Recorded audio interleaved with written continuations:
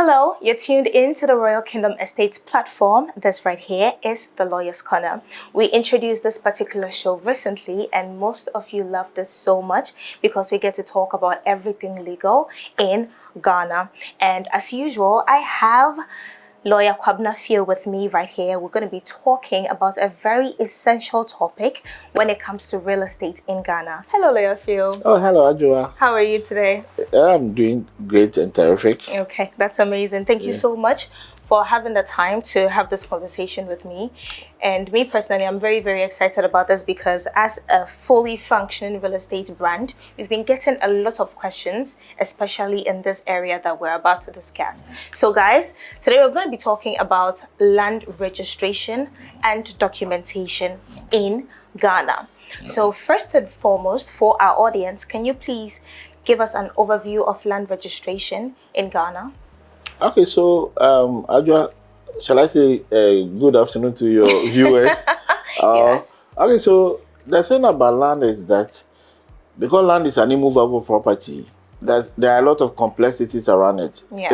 It is immovable because you cannot, as the word suggests, you cannot take it along when you purchase. Right. So it is always situated at a place. Yeah. So it's important that when you are buying, you conduct a lot of due diligence before buying. Okay. So when it comes to land registration, when you have come to a conclusion that after all the due diligence, conducting search and everything, and you feel that the land is actually safe to acquire, the first thing you do, which I always advise, is request to attend to the site or go visit the site with your own personal surveyor. Okay. Because one of the ways of doing a good due diligence is to ensure that you take your surveyor to the site and you pick the coordinates. Okay. Then he will then prepare a site plan in your name. Then you use it to conduct the search. The reason why normally I do not advise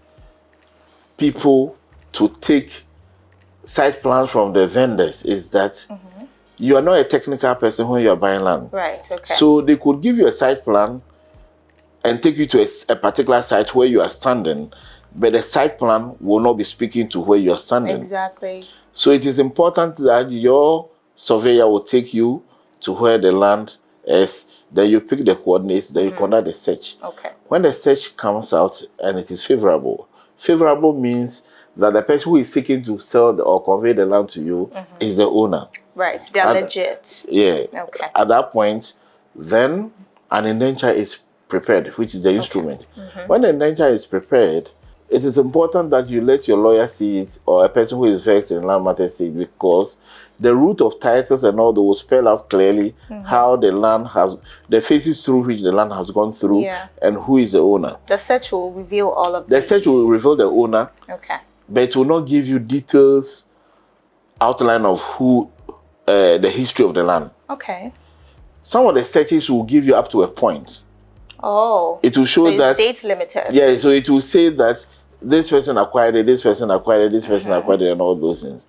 But the root of title, which after the recitals in the indenture, will show the history, a thorough history of the land. How do you get the root of title? The root of title simply talks about the ownership, the various phases or interests that has been held on the land. So for instance, if you're buying from the Bawekwate family, for instance, they will tell you that in 1960, this particular period, this land was declared by the Supreme Court in 1961 that they are the owners of the land. So this person has acquired, this person has also acquired. And so there are various ownership rights that has accrued over the period. Then somebody then who is a secondary owner is selling to you. Okay. So when you get the indenture, that indenture must be shown to a lawyer. If he approves of it, that the writing has been done and the content of the indenture is consistent with the search you conducted.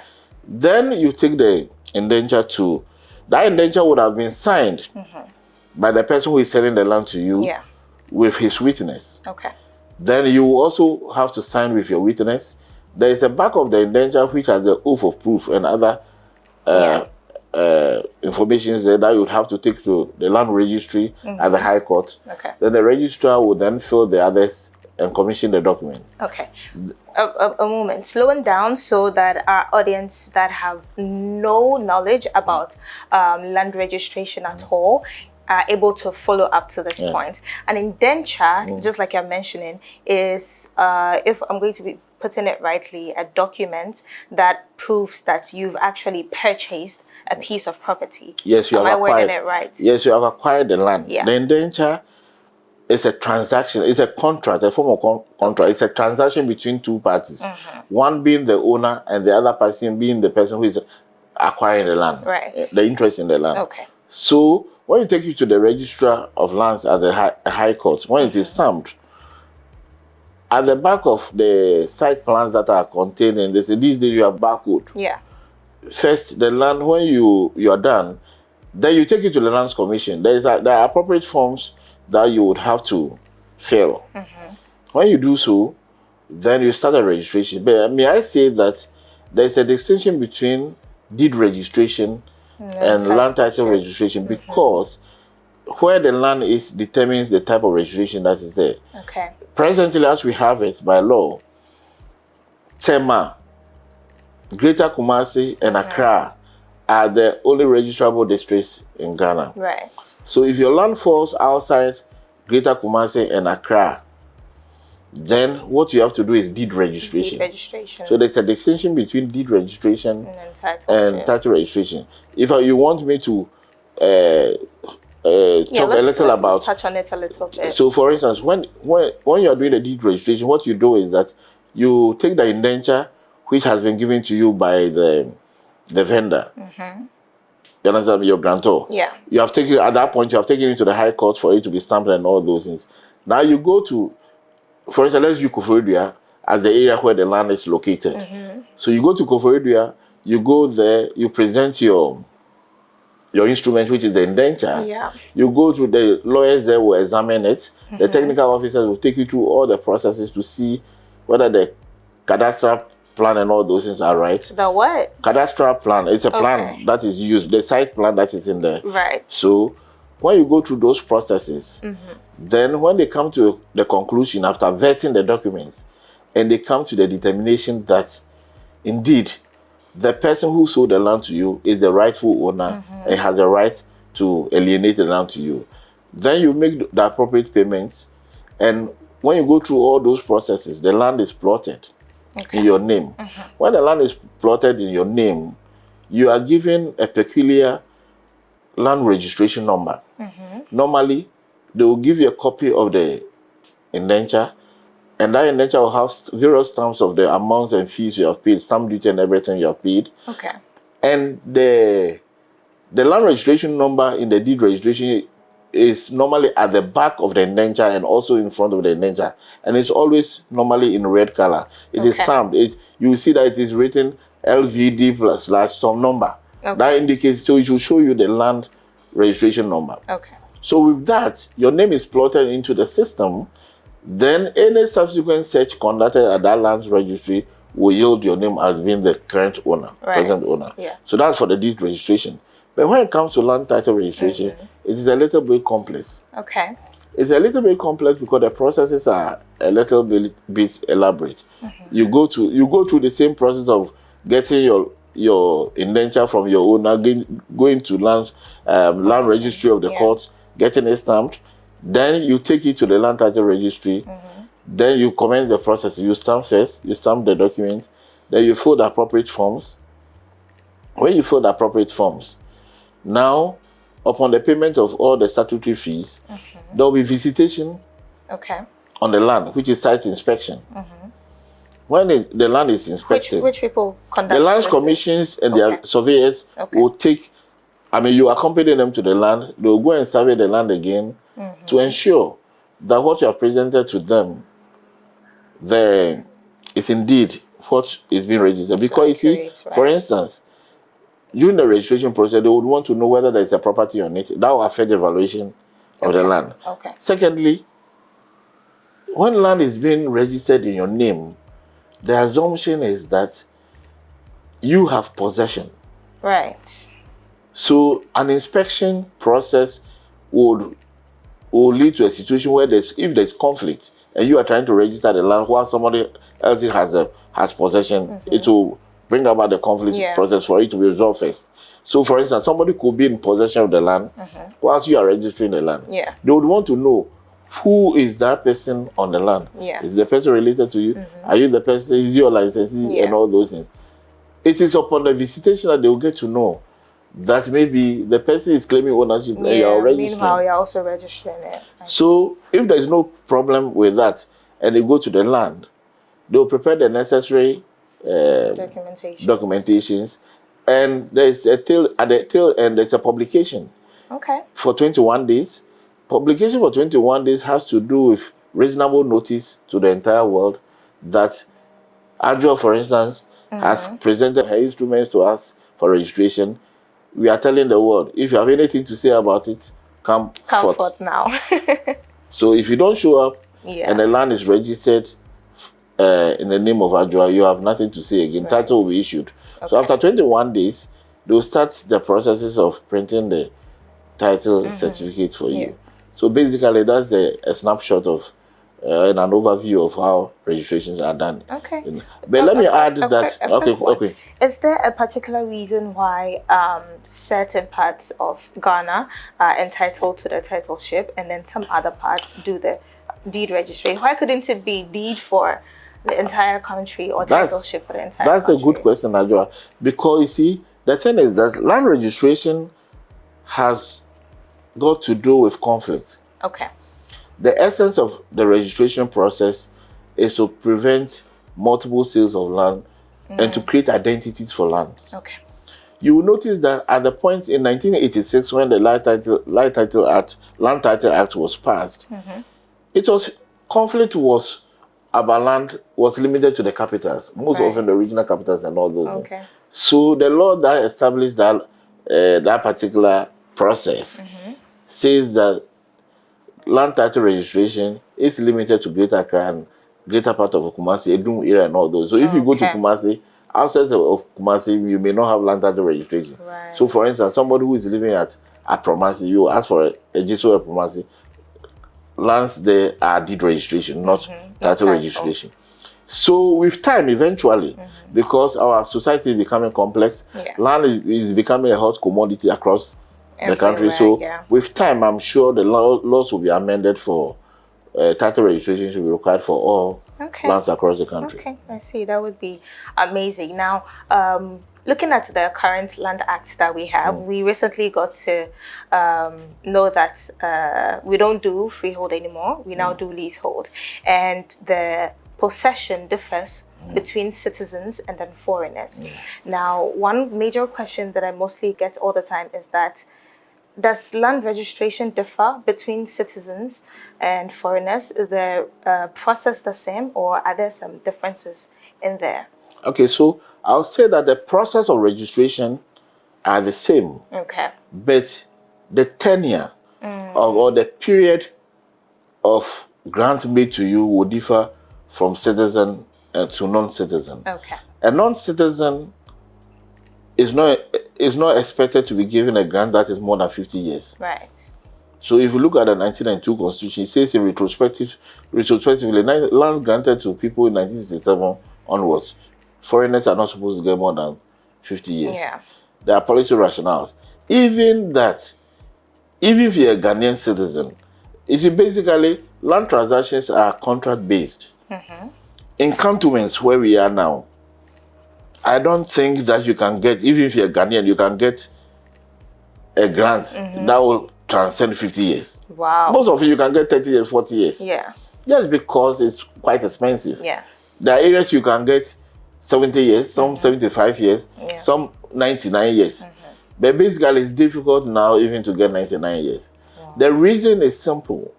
You see, land, the concept of land in our African jurisprudential thought is that the land is for the dead, the living, and yet unborn. Okay. So you don't want to enslave the future of people. So if you are giving so many years of land to people, 99 years, and reversionary interest lies with the same family, when will the next generation come to inherit the same land? So that's what the limit is. But so if you're a foreigner, you're not more entitled to more than 50 years of grant. I see. Okay. Now looking at, we have not two main, but let's take the two types of land. Let's look at customary and then the statutory land. When it comes to registering these lands, are there any differences? Or is it a fact that land is land, so all registration processes are the same? You see, stool lands are lands granted. Stool lands are lands that belong to the stool, as the name suggests. Yeah. And they are family lands. So it is not every land that goes through the same process. Okay. In terms of grants. When there's two grants you land and you are registering, if you're not a subject, so for instance, if you're not a subject of the stool, okay, you cannot get a freehold. Even if you look at the concept of freehold under the New Lands Act, it appears that the Lands Act is doing away with the concept of freehold entirely. So if the land is owned personally, then the nature of the grant is also different. There are people who have acquired lands that they have alienated even under the current Lands Act, and they have tended to give it as freehold when the law forbids that. So when you talk about freeholds and leaseholds, the distinction is that when under stool lands, lands that are granted by the stool, the tenure may be different, the conditions may be different. Okay. In the same way, when you're talking about vested lands or lands that are owned by the states, when you are getting land from the states, the nature and the tenure are different. It's different. Yeah. That is very interesting. Okay, now quickly, we're about to wrap up, guys. But before we go, first of all, what's the duration for land registration? It's an interesting question because let me say that there are primary registrations and there are secondary registrations. When I say primary registration, it means that the land has never been registered before. Okay. So when you are starting first registration, which is the primary registration, it takes an awful long period. Yeah. They may tell you 7 months, 6 months, but you can be sure you can go beyond 1 year. Wow. In fact, an assignment which is based on transfer, an assignment simply means that there's title on the land and the land is owned by somebody who has registered the land, so he has title. Okay. So the person may transfer an interest in a portion of it or the entire land to you. So they will tell you it takes between 1 month to 3 months, but you can be sure that practically, based on what we do for clients, it can be more than 6 months or 7 months when you have not had it. Because you see, we have a system that is not too efficient. We have an inefficient system. Yeah. So you may take processes from your client and see attempt to register, and you will remain there forever. It's quite interesting. Yes, it's quite disappointing because the land administration project was supposed to have dealt with all these things, but I think even though we are making progress, I think that in terms progress. Of the progress we are making is quite it's incremental in nature, but I think that we ought to speed up the process. We do, because personally, before I even came into real estate, I used to think like this process is very efficient, very fast, because I know everybody in Ghana knows that there are structures that have been put in place to take care of these issues. Then I got in and I realized, oh, sometimes it takes forever. Some people have been striving to get their lands registered, and the system is just and I think you're right. I think it's also part of the reason why we are having a lot of conflict in land administration in Ghana, because you see, people may not be patient enough to wait for long searches. You may have paid officially for a search on the land because it's one of the prudent ways of carrying out due diligence to acquire land. But you remain there. I mean, you apply for a search to be conducted, and for over 1 month you have not had a search. Yeah, it's frustrating. Meanwhile, the person who is selling the land, or a person who is seeking to convey the land to you, is saying, look, it is because I need money urgently, that's why I'm selling this land. So they are taking the money from you. Meanwhile, your search is not done. Yeah, your search is not done. The search is to give you comfort that the person who is seeking to convey the land to you is the actual owner. Yeah. Many people are falling into the same traps of this nature because of the inefficiency of the Lands Commission. Because Once the person says that, look, I cannot wait any longer because you say you are conducting a search. I cannot wait any longer. So if you not pay me, then I would have to sell to another person. Then the person being desirous of acquiring the land decides to part with money, only for the search to come to see that there is conflict. And then hell breaks The loose. person who is seeking to convey to you is not the owner of the land. Then there's problem. Wow. But if the process is efficient, Yeah. and within 3 days you can pay for a search, and the search will tell you that this is the actual owner, and you go and transact business with the person, then you know that all these conflicts will be avoided. It will make life very, very much easier. Precisely. Now, finally, before you go, you are a lawyer. You've dealt with many of these issues before. What practical advice will you give to somebody that wants to register land for the first time? Okay, so first, before the registration, I'll talk about acquisition, because you can only register a land that you have acquired. The biggest advice and the foremost I'll give is, in the process of trying to acquire land, don't rush. Right. I've always told my clients, the land you are seeing today, for which you are agitated, you want to buy at all costs immediately, that land has been lying there. People have come to that land several times. You don't know the reason why it is there. They didn't get it. For the fact that the land is in a prime area and it's not been sold, and you are now going to buy it, either one, either you are lucky because you are the first person who has been, the offer has been made to, or there are reasons why people are not buying the land. Sure. So the most important thing is to ensure that you carry out your due diligence.